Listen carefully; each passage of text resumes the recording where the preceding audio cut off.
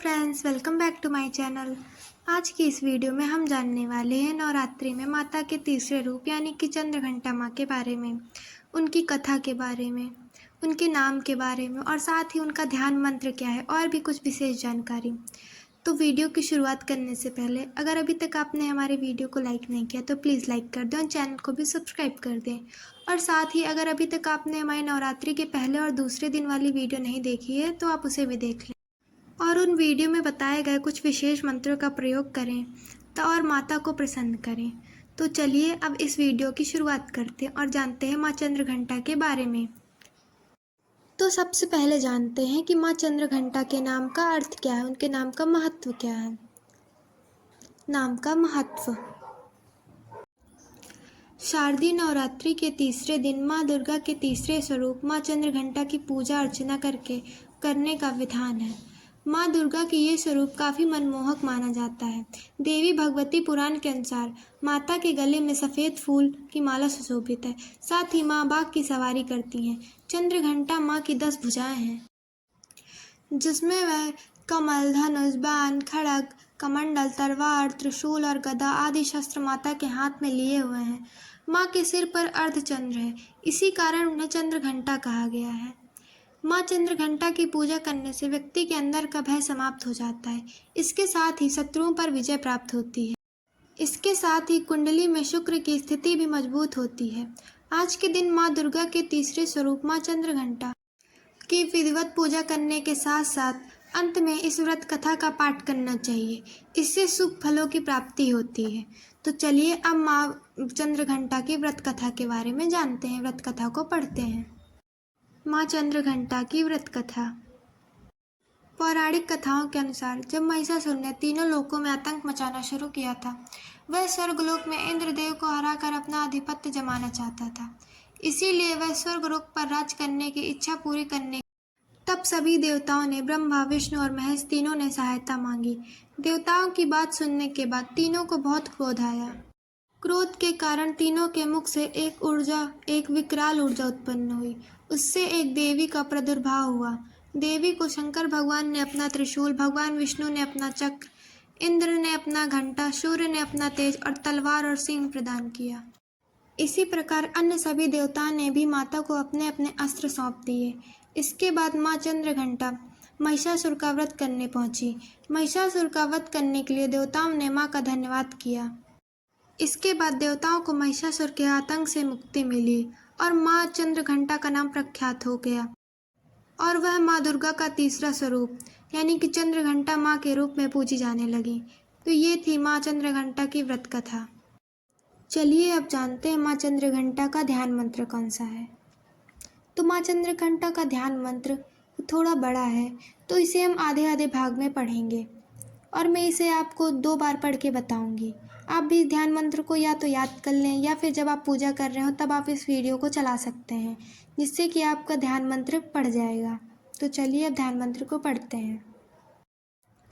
वंदे वच्छित लाभाय चंद्रार्धकृत शेखरम सिंहारूढ़ा चंद्रघंटा यशस्विनी मणिपुर स्थितां तृतीया दुर्गा त्रिनेत्रनाम खड्गगदा त्रिशूल चापसर पद्यम कमंडलू माला वाराभितकराम पटांबर परिधानम मृदुहास्या नानालंकार भूषितां मंजीरहार केयूर किंकिणिकिणी रत्नकुंडल मणितां प्रफुल्लवदना विविधारा कांतकपोलां तुगम कुचां कमनीयम लावण्यम शीटकति नितंबनी।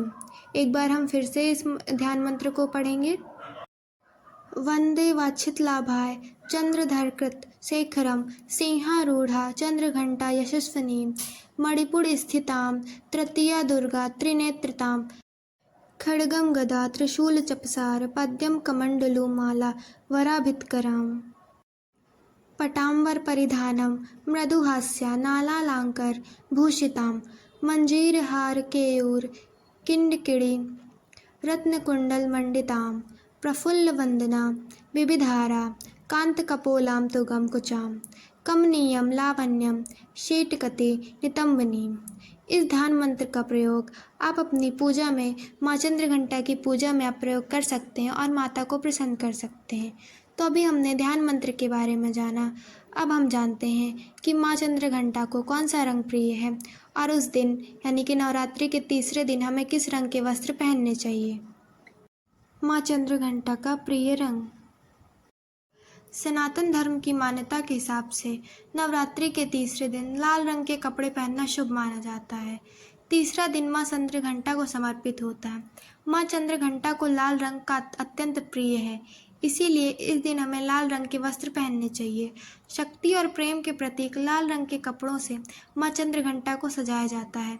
कहा जाता है कि नवरात्रि के तीसरे दिन जो इस रंग के कपड़े अर्थात लाल रंग के कपड़े पहनते हैं, माँ चंद्रघंटा उनके जीवन को हरा भरा कर देती हैं।